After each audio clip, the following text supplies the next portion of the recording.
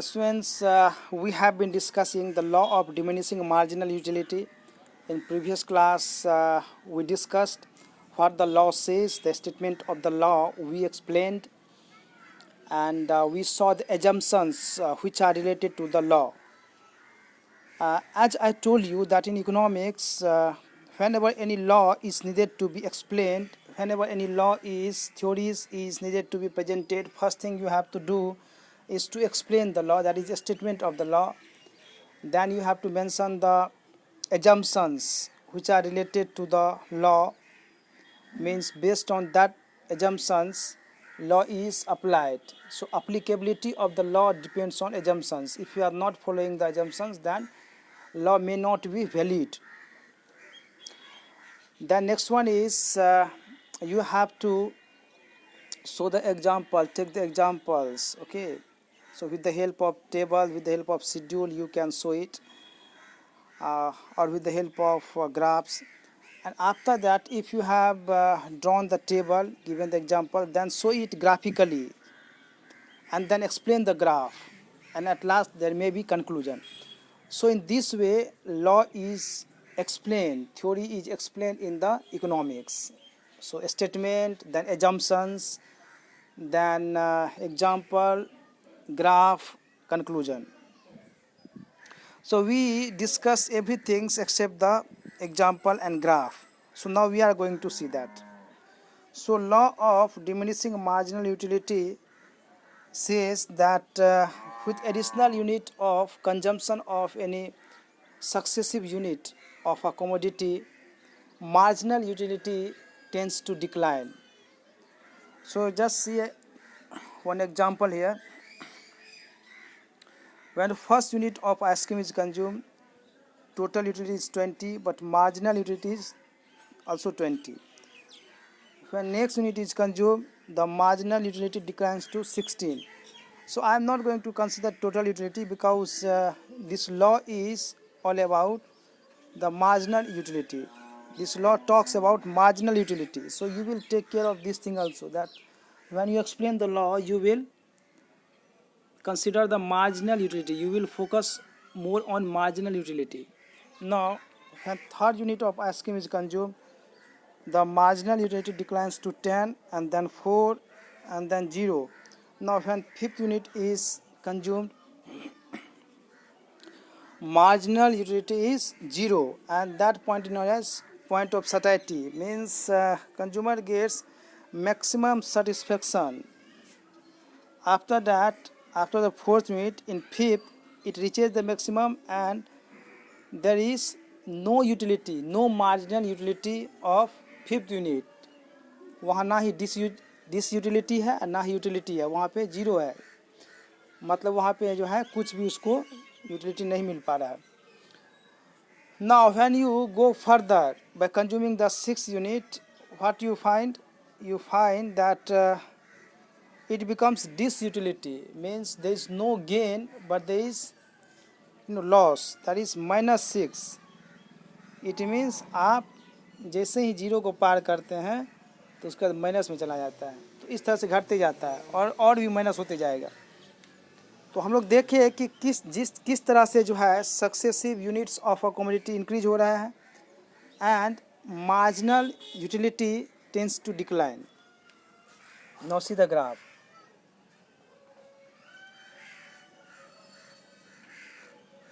Okay, now while explaining the relationship between total utility and marginal utility, we saw the graph where total utility and marginal utility both were shown and its relationship were shown by a combined graph, जिसमें total utility का भी curve था और marginal utility का भी curve था. तो दोनों combined ग्राफ हम लोग देखे थे. अब हम लोग जो है इसमें marginal utility का केवल देखेंगे, क्योंकि ये लॉ में जो है मार्जिनल यूटिलिटी का ही बात हो रहा है, टोटल यूटिलिटी का बात नहीं हो रहा है.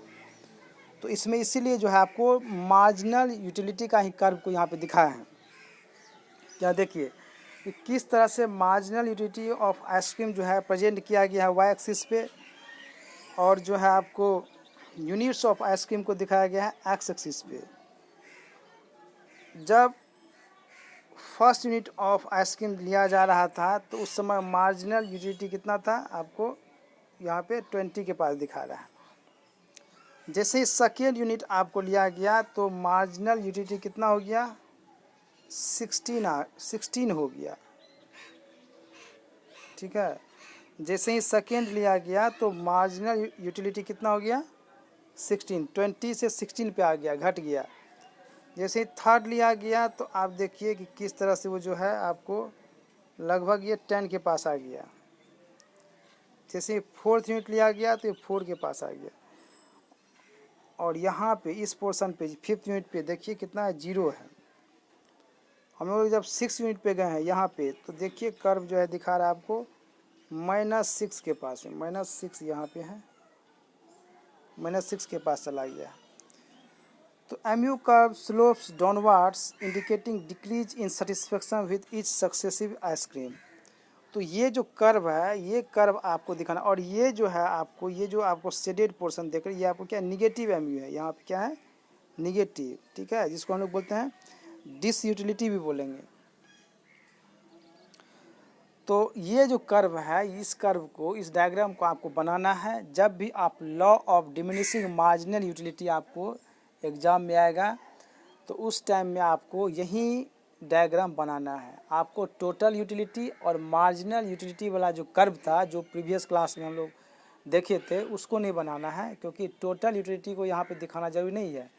तो आप जो कर्व बनाएंगे, आप जो डायग्राम बनाएंगे वो आप बनाएंगे मार्जिनल यूटिलिटी का। ठीक है, और उसको आप एक्सप्लेन करेंगे कहाँ पे पॉइंट ऑफ सैटिस्फैक्शन है, कहाँ पे निगेटिव मार्जिनल यूटिलिटी हो रहा है और कहाँ पे पॉजिटिव हो रहा है। ये सब आप लोग यहाँ पे देख चुके हैं। So here is the point of satiety. This is the point of satiety. Okay.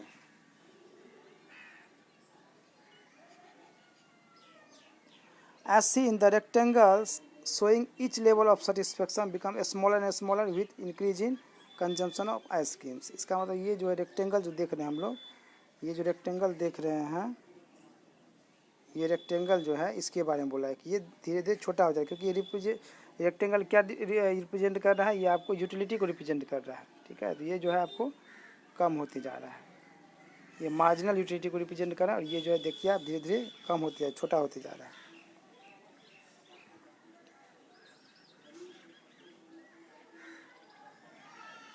MU falls from 20 to 16 and then to 10 utils when consumption is increased from first to second and then to third ice cream. जैसे first से second में जा रहा है तो 20 से 16 हो जा रहा है मार्जिनल यूटिलिटी। जैसे थर्ड में जा रहा है तो आपको 10 यूटिल्स हो जा रहा है, और इस तरह से घटते जा रहा है। Fifth ice cream has no utility. Fifth ice cream में आप क्या देखिए कि वहाँ पे कोई यूटिलिटी नहीं था, इसीलिए वहाँ पे मार्जिनल यूटिलिटी इक्वल टू 0 हो गया, and this is known as point of satiety that already we discussed. When 6 unit of ice cream is consumed, MU becomes negative. और जैसे हम लोग 6 यूनिट को हम लोग कंज्यूम किए, यानी कि 0 के बाद भी हम लोग यदि उसको कंटिन्यू रखें तो क्या हो गया, डिस यूटिलिटी हो गया और निगेटिव हो गया। और ये होता भी है रियल लाइफ में भी, जब आप कोई चीज़ को बार बार आप जो हर एक यूनिट को कंज्यूम करते जा रहे हैं तो एक लेवल एक टाइम ऐसा आएगा कि आपको जो है कुछ भी सेटिस्फेक्शन नहीं मिलेगा, और फिर भी यदि आप उसको यूज कर रहे हैं तो आपको जो है डिस यूटिलिटी हो जाएगी, डिससेटिस्फेक्शन आपको होगा। आप जो है ओवर खाना खा लीजिए तो आपको जो है ना वो पचेगा नहीं, आपको वोमिटिंग हो जाएगा, आपको अच्छा नहीं लगेगा। तो इस तरह से जो है ये अप्लीकेबल वहाँ भी होता है। नो कंज्यूमर्स इक्विलिब्रियम, ये कंज्यूमर्स इक्विलिब्रियम जो है इसको हम लोग देखते हैं, क्योंकि हम लोग जो है इस चैप्टर का जो हेडिंग है वो भी आप देखे होंगे, कंज्यूमर्स इक्विलिब्रियम है। तो कंज्यूमर्स इक्विलिब्रियम के बारे में हम लोग पढ़ेंगे, उसको देखते हैं। Consumers equilibrium refers to the situation when a consumer is having maximum satisfaction with limited income and has no tendency to change his way of existing expenditure. पहले बता चुके हैं कि कंज्यूमर्स कब इक्विलिब्रियम में पहुंचेगा। कंज्यूमर्स इक्विलिब्रियम में तब पहुंचेगा जब उसको मैक्सिमम सेटिस्फेक्शन मिलेगा out of the given expenditure. ठीक है, जो एक्सपेंडिचर वो खर्च कर रहा है उसका जो लिमिटेड इनकम से, उसमें यदि उसको मैक्सिमम सेटिस्फेक्शन मिल रहा है तो वो हो गया आपको कंज्यूमर्स इक्विलिब्रियम में। So having maximum satisfaction with limited income and has no tendency to change his way of existing. और यदि कंज्यूमर जो है आपको इक्विलिब्रियम में पहुंच गया है तो उसका टेंडेंसी जो है चेंज करने का नहीं होगा, वो कुछ चेंज करना नहीं चाहेगा अपना जो है, क्योंकि अब जो है वो मैक्सिमम सेटिस्फेक्शन पे, अब यदि उससे ज़्यादा वो कंज्यूम कर रहा है तो उसको डिससेटिस्फेक्शन मिलेगा। Consumer equilibrium can be discuss under to different situations. Consumer spends his entire income on a single commodity. Consumer spends his entire income on two commodities. हाँ, कंज्यूमर इक्विलिब्रियम में यहाँ पर हम लोग देखेंगे दो केस देखेंगे, ये बहुत इंपॉर्टेंट आपको याद रखना है कि जो कंज्यूमर इक्विलिब्रियम होगा वो दो केस में होगा। वो होगा एक, पहला होगा सिंगल कमोडिटी केस, दूसरा होगा two commodity case, double commodity case. तो सिंगल कमोडिटी केस का मतलब ये हुआ कि जब कंज्यूमर जो अपना पूरा इनकम जो है, पूरा पैसा जो है खर्च कर रहा है केवल एक गुड्स को खरीदने में या फिर कंज्यूम करने में, और जो टू कमोडिटी केस होगा उसका मतलब ये हुआ कि जो इनकम है उसको दो गुड्स पे खर्च करेगा। ठीक है, मान लो ए और बी दोनों को जो कंज्यूम कर रहा है, तो उस केस में कंज्यूमर जो है कब इक्विलिब्रियम में पहुंचेगा। यदि सिंगल गुड्स है, एक गुड्स है, तो उस केस में कब जो है कंज्यूमर इक्विलिब्रियम में पहुंचेगा, और दो गुड्स है तो उस केस में जो है कब इक्विलिब्रियम में पहुंचेगा। तो ये हम लोग जो है इस चैप्टर में देखेंगे।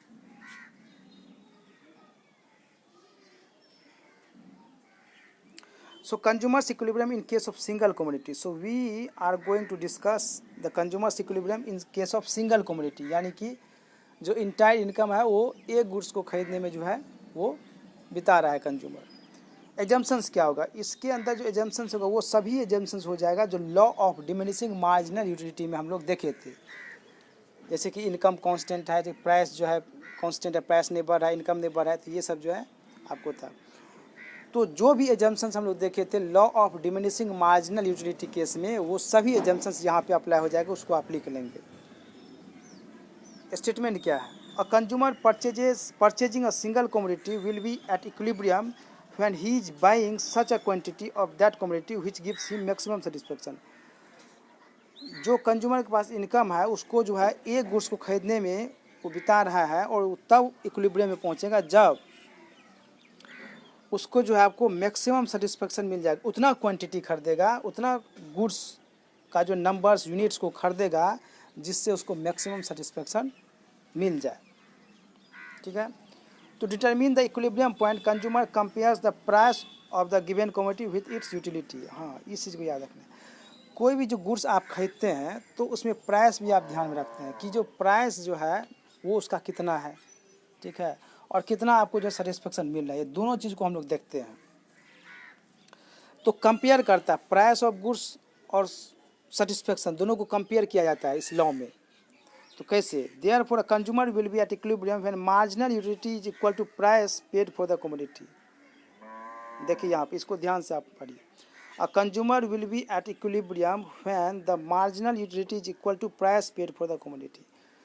एक गुड्स से, ठीक है, जितना उसको सेटिस्फेक्शन मिल रहा है, यानी कि एक यूनिट ऑफ गुड्स से जितना उसको सेटिस्फेक्शन मिल रहा है, वो जो है प्राइस जो पेड कर रहा है उस गुड्स के पीछे में उसके बराबर होना चाहिए। यानी कि यहाँ पे दोनों को कंपेयर किया जा रहा है कि कितना जो है प्राइस हम दे रहे हैं और जो हम उसके बदले में जो हमको सेटिस्फेक्शन मिल रहा है उस प्राइस के बराबर है या नहीं है। तो हम लोग जो इसके बारे में ज़्यादा हम लोग पढ़ेंगे, यहाँ पे हम लोग पढ़ेंगे marginal utility of money. Money का जो है क्या मार्जिनल यूटिलिटी होता है, कुछ टर्म्स है, उसको हम लोग नेक्स्ट क्लास में देखेंगे और डिटेल्स में इसके बारे में हम लोग पढ़ेंगे। Consumers equilibrium in case of single commodity, आज स्टेटमेंट देख लिए आप कंज्यूमर्स इक्विलिब्रियम का in case of single commodity, और इसके बारे में ज़्यादा हम लोग पढ़ेंगे नेक्स्ट क्लास में। So this is all about today's class.